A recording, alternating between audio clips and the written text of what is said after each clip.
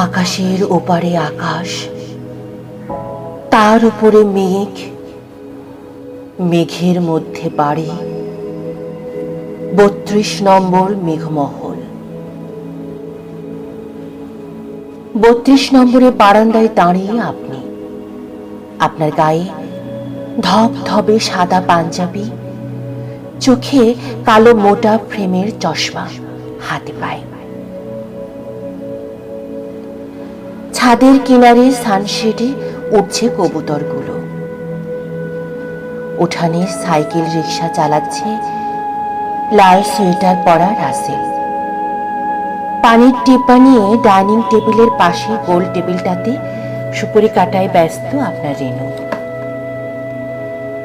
জামাল মুক্তিযুদ্ধে ট্রেনিং এর সময় পাওয়া ক্যাপটা পরে আয়নায় তাকাচ্ছেন।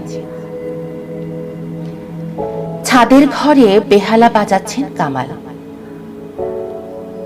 মেঘে মেঘে ছড়িয়ে পড়ছে বেহালার মূর্ছনা।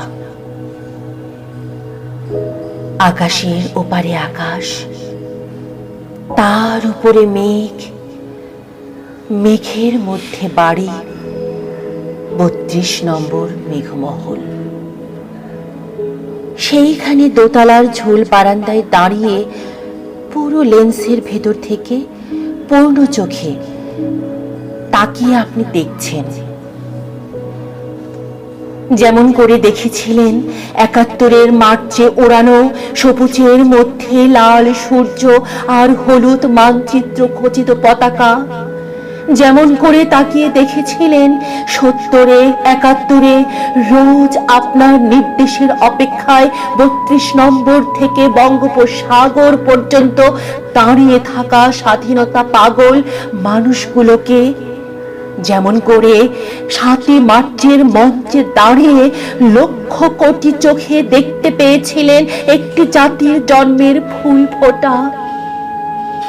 যেন আপনি রিলকে, পৃথিবীর শেষতম কবি, যিনি শিল্পীর মগ্নতা নিয়ে নিরীক্ষণ করেন কি করে কলি থেকে পাপড়ি উন্মীলিত হয়, ফুটে ওঠে ফুল।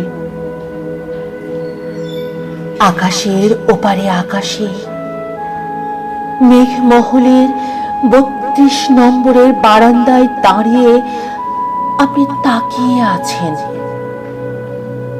বারবার দেখেও আপনার আশ মিটছে না।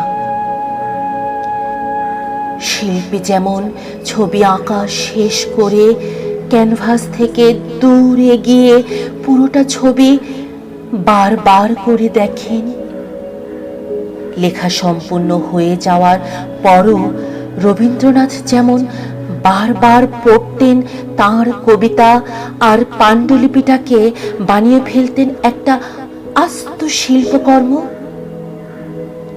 তেমনি করে আপনি দেখছেন আপনার আঁকা ছবিটাকে দূর থেকে, কিন্তু পূর্ণ চোখে।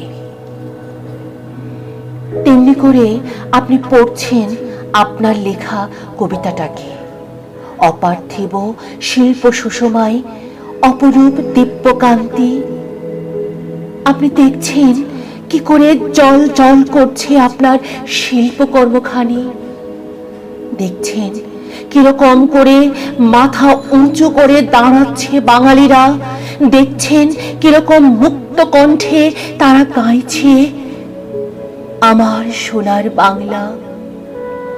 সকণ্ঠে স্বরচিত কবিতা পাঠ করে শোনানোর কবি জনচিত উজ্জ্বলতা আর মগ্নতা অবয়ব জুড়ে। ভোরের সোনালি আলোয় কাঁচা পাকা চুলে স্বর্গীয় দতি। রবীন্দ্রনাথ, কাজী নজরুল আর জীবনানন্দ দাশের পাশে দাঁড়িয়ে আপনি বলছেন, ওই যে দেখুন, ওই যে আমার কবিতা, কবিগুরু, ওই যে আপনার সোনার বাংলা। বিদ্রোহী কবি, ওই যে আপনার জয় বাংলা।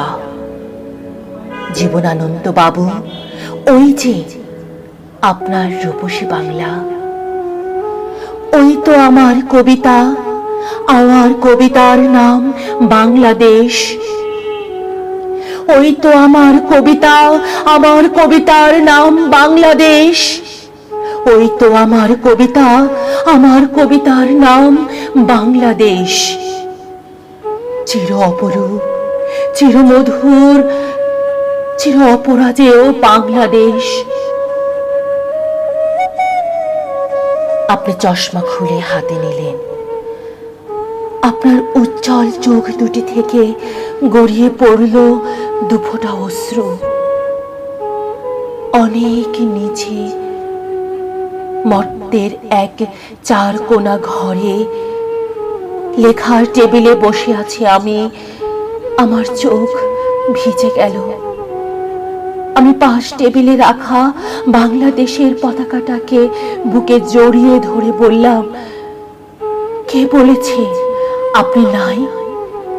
এই তো আপনি আছেন এইখানে, সবখানে, সমস্ত বাংলায়। এইখানে বাংলার লাল ও সবুজে আমাদের অশ্রু আর ভালোবাসায়, আমাদের মাথা উঁচু করে দাঁড়াবার আর এগিয়ে যাওয়ার অমোঘ মন্ত্রে। মানুষকে দাবায় রাখতে পারবা না, 7 কোটি মানুষকে দাবায় রাখতে পারবা না, মানুষকে দাবায় রাখতে পারবা না।